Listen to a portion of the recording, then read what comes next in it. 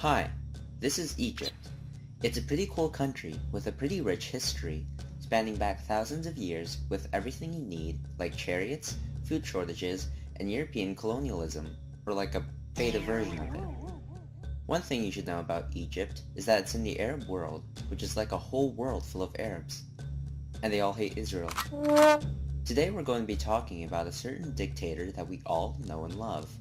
He's not a fan of communism, Jews, or capitalism, and likes to be very authoritarian. I am, of course, talking about Gamal Abdel Nasser from Egypt, and he's a pretty interesting fellow. I'm sure you get along with him just fine, unless you're from Israel. Now, without further ado, let's begin with some... It's the 1850s, and this guy just had a great idea. So right now, the easiest way to get from Europe to India is by boat.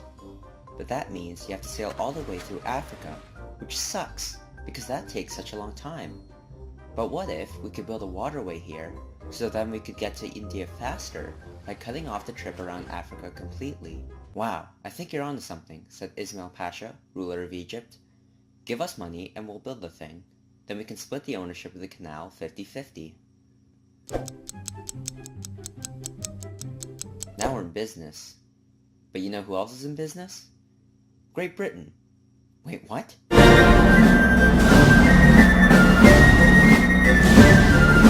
Now around this time, Britain was really into boats, which meant that something like the canal that cut down ocean travel time will be really useful to them. So they go to Ismail Pasha and say, look, you owe Britain a lot of favors, so just give us your half in the Suez Canal and we'll wipe off your debt. And Ismail says fine. But the British Prime Minister at the time, Benjamin the Israeli, wanted to go even further. He had in mind to expand British influence in Egypt, because it just felt so right at the time. So he sent a bunch of troops down to Egypt to, officially, safeguard the canal. But when these big smelly foreigners with guns start showing up in your country, you obviously won't be a big fan of it. The Egyptians thought so too, and there was even violence against the British. And Britain said, whoa, this clearly isn't worth it.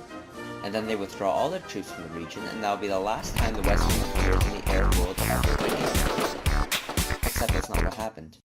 Instead of backing off, the British opted to double down, sending more and more troops into Egypt. It also didn't help that all the European nations were already scrambling to take over the rest of Africa anyways, which they managed to do, except for Abyssinia, Liberia, and Wakanda. Anyways, Egypt basically became a British puppet for the next half-century, except for when they weren't. The British still allowed Egypt's ruler to be called the king, but Britain's actually in control.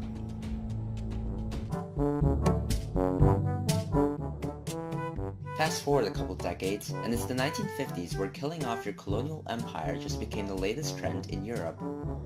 Thanks to the Second World War, Britain found itself in a weakened state, and it was having a hard time running its colonial empire. Meanwhile in Egypt, the king is somehow still a king, and while he does have a very nice mustache, he wasn't the most popular guy around either, and he lived a very lavish lifestyle.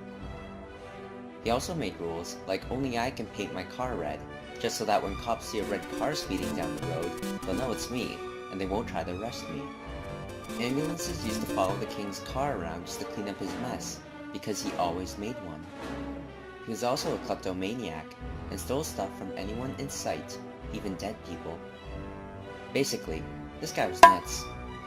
Compare his lifestyle to that of the common people, many of whom were living in poor conditions. Many also saw him as a British puppet, who did nothing to get rid of the foreigners in their country, and who was blamed for getting Egypt's ass kicked in the war with Israel. Well, that one was kind of really his fault. In 1952, the military decided enough was enough, and these guys lead a coup, which they called the Free Officers Movement, to overthrow Farouk. And it actually goes off really well. Don't worry about the king though, he lived. They just shipped him off to Italy. Britain was like, okay? But agreed to finally remove their soldiers from Egypt for the first time in decades. The revolution achieved what the monarchy couldn't, ousting a foreign power from Egypt once and for all. Now that the king's been thrown out, Egypt declared itself a republic. The flag gets a renovation and some nice new rules come in. But wait, who's in charge now? These two guys. On paper, this guy's the president, but in reality, this guy's doing all the work.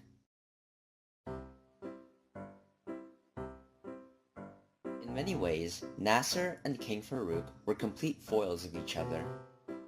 Nasser was born as Gamal Abdel Nasser in 1918 in a poor suburb in Alexandria. His father, Abdel Hussein, ran the local post office. Growing up, Nasser apparently got into a lot of trouble with his school teachers, some of who were British. One time, he saw a public protest on the street and got caught up in the hype, despite not knowing what the protest was actually about. Turns out, the people were just pissed off at foreign British influence. Nasser then got himself arrested at this protest and was detained for a night before his father bailed him out.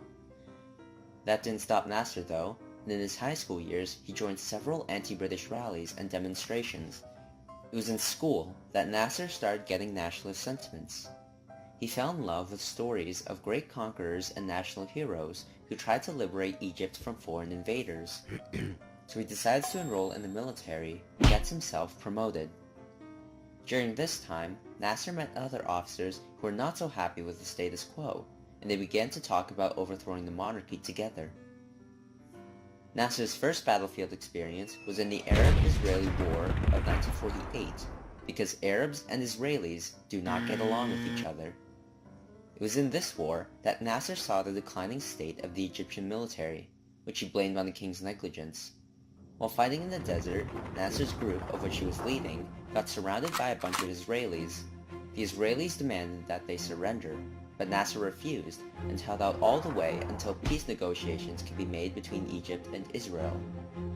The war ended in a decisive defeat for Egypt, which is why so many Egyptians became even more disappointed in their leadership. Fast forward to 1952, and Nasser and his partner Naguib decide to overthrow the king. Immediately after taking power, Nasser began to consolidate his standing as the true power behind Egypt. He handled domestic affairs and introduced new civil rights laws like land reforms and giving women the right to vote. But on paper, Naguib was still in charge. This started a bit of a power struggle between the two. Nasser liked to take an authoritarian stance on things, meaning he was very hands-on in everything he did. In this way, it kinda looks like he's becoming a dictator. But instead of killing millions of people to maintain his own popularity, he often relied on his own charm and charisma, and he was very charismatic. In 1954, while delivering a speech in front of a crowd, Nasser was shot at 8 times by an assassin. All the shots missed, and the assassin was soon apprehended. When later interrogated, the assassin revealed that he had been hired by a string of radicals called the Muslim Brotherhood. Now, Nasser had history with the Brotherhood because they had so much in common. However, after Nasser took power in 1952, he started to introduce reforms that the Muslim Brotherhood thought were too progressive, like land reform, and not making women cover themselves. وقابلت المرشد العام للإخوان المسلمين وقعد وطلب مطالب. طلب ايه؟ اول حاجة قال لي يجب ان تقيم الحجاب في مصر وتخلي كل واحدة تمشي في الشارع تلبس طرحة.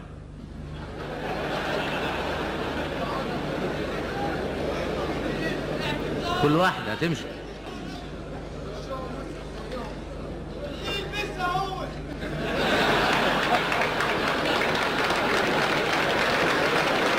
أنا في رأيي إن كل واحد في بيته هو اللي ينفذ هذا الكلام.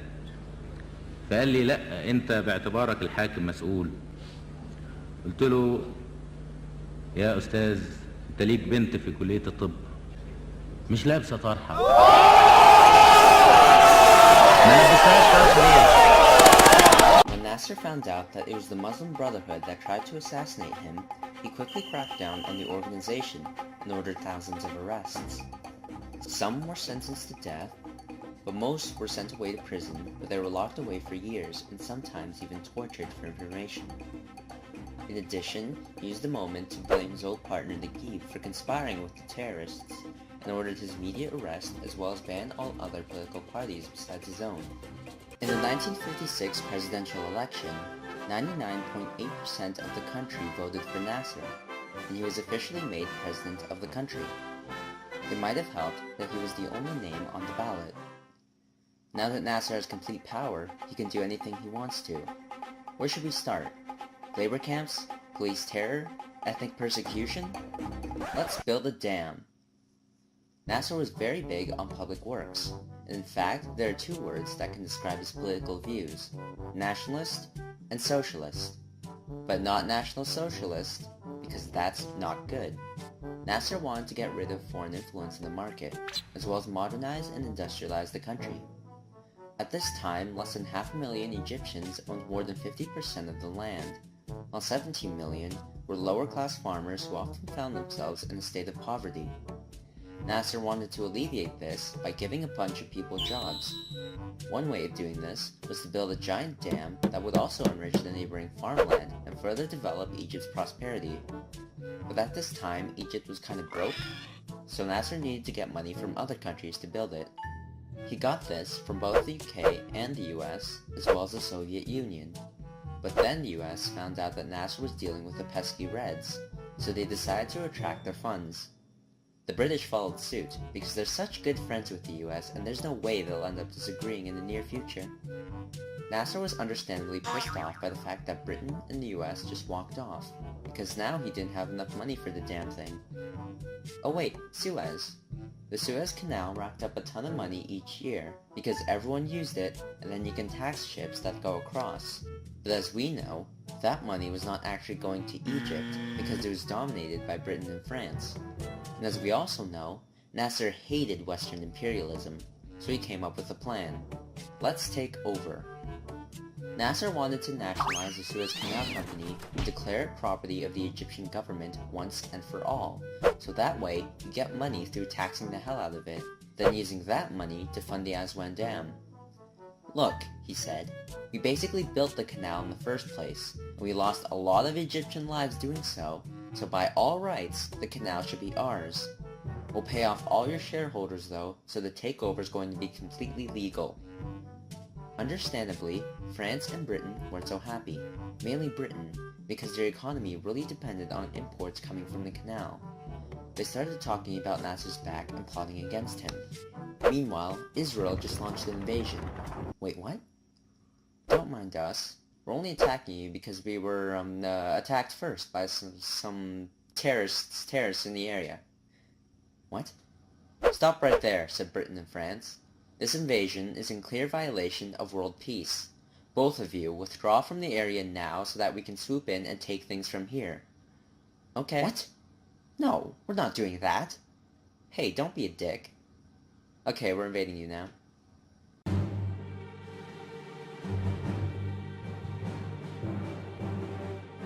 Israel continued to advance into Egypt, and to make matters worse, they're being led by a pirate. Meanwhile, on the global stage, the UN started to intervene. Wow, Egypt is being completely unreasonable in this situation, said no one ever. The Grand Council of World Powers or whatever met to talk about the whole mess, and for once, both the US and Soviet Union could agree on one thing. The Israelis were being very, very mean. Israel, I want you to withdraw your troops now, Veto. Or else... What? Veto. Everything you just said doesn't count. Oh. It wasn't hard to see that Britain, France, and Israel were working together. Actually, the whole thing was set up. Remember back when Nasser first declared that he was nationalizing the Suez Canal? Well, turns out, France and Britain were even more pissed off than Nasser expected them to be. And Israel just hates Egypt in general. So the three got together and came up with a plan. The plan to end all plans. Step 1. Israel invades Egypt. Step 2. Britain and France make a joint ultimatum to both Israel and Egypt that they know only Israel is going to accept. Step 3. Egypt rejects the ultimatum and makes Israel look like the good guy. Step 4. Kick Egypt's ass, depose Nasser, reassert your standing as a big sexy empire, and then we'll all party like it's Sykes and Picot in 1918. It's a great plan. Everything's great. Except for one small thing. Actually, two small things. First, the Soviet Union was threatening to launch rockets at London and Paris. Second problem, The United States was pretty angry at Britain for going behind their back and invading without telling them. "This invasion legit makes no sense," said the American president. As World War II only happened recently, Britain and France still depended a lot of their economies on American loans, so the US basically told them to withdraw or else they'd take their money away. "What?" said Britain. "You can't do that to me. I'm the British Empire." "Well, I can crash your entire economy." Good point. So Britain was forced to back off, and then the French realized their ally just went up and left, and said, "Well, this is awkward." So they got out of there.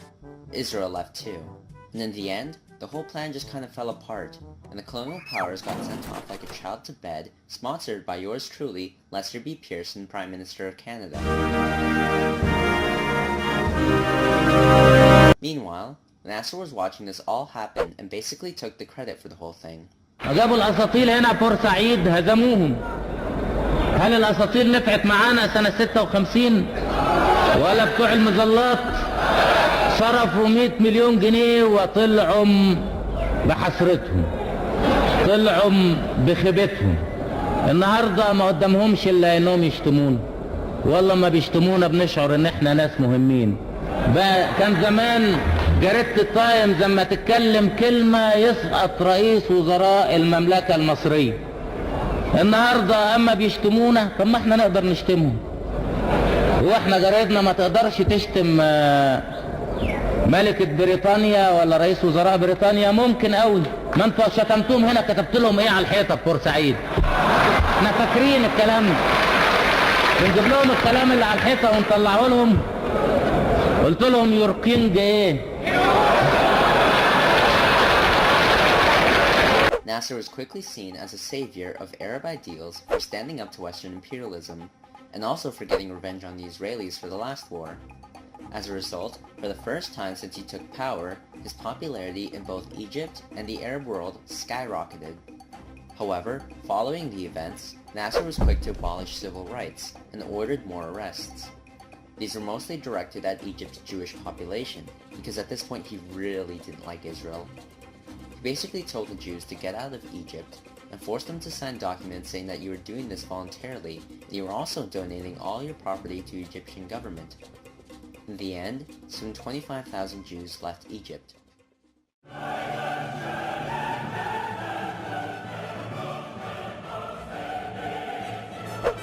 After the crisis was over, Nasser continued his work of building his country around a mixture of socialist Islamic ideals. The Aswan Dam continued to be built, and in addition, Nasser introduced social welfare programs, public housing, and education to the country. He also promoted Arab culture with film, television, poetry, and literature, which led some to describe it as a golden age for Egypt. Nasser was also known for establishing relationships with the common Egyptian, which improved his public image significantly. In one instance, he found a homeless guy under the stage where he was performing a speech, and instead of shooing the guy away, he sparked a conversation with him, and actually offered him a job. Of course, this isn't to say Nasser didn't use state propaganda to help his efforts. He'd always kept a close grip on Egyptian media, making sure they weren't saying things he didn't like. Nasser had always wanted to promote his image as one of the common people, and deviated from rich upper-class attitudes in sharp contrast to Egypt's past. At the same time, he liked to refer to himself in the third person, which implied that he wanted to give himself a sense of authority and status. راحوا شاتمين جمال عبد الناصر، بتقول ان جمال عبد الناصر بيشتم وبيقول جمال عبد الناصر. Outside of Egypt, it was getting pretty cold, and both the US and the Soviet Union were basically trying to suck up to Egypt and seduce them into joining their side. But Nasser wasn't going to have any of that. "Nope, we're staying out of this," he said. So he helped found the organization of other people that wanted to stay out of it as well. "Oh, but I'm still buying weapons from Czechoslovakia." Nasser was also a fan of pan-arabism, which is basically this grand old idea of taking the whole Arab world and making it into one country. He used his own popularity to spread his image as a figure to unite all Arabs, and he made the unification of all Arab states one of his foreign policy goals. In 1958, he finally got his chance when a bunch of Arabs from Syria came over and asked Nasser to unify both countries into one.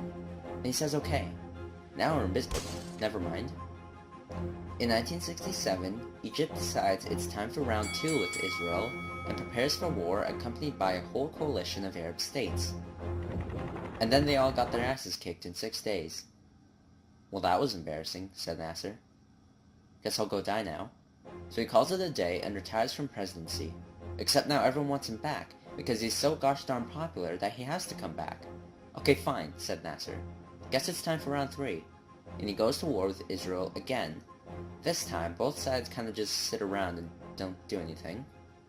Overall, a much better performance than last time.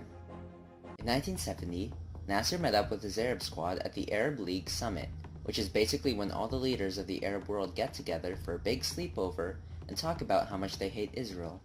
Anyways, party's over, and Nasser's sending everyone home when he suddenly has a heart attack. Oh, did I mention he's been smoking this entire time? Like, heavy smoking. Anyways, his liver sucks, and he ends up kind of dead over it. He was 52 years old. Millions showed up to Nasser's funeral procession, which really tells something about how popular the guy was. People shouted, "There is no God but Allah, and Nasser is God's beloved. Each of us is Nasser." We can all learn something from Nasser, which is don't smoke. But more importantly, it's that not all dictators are evil jerks. It's true that Nasser was a jerk to some people, but for the most part, he was really well loved.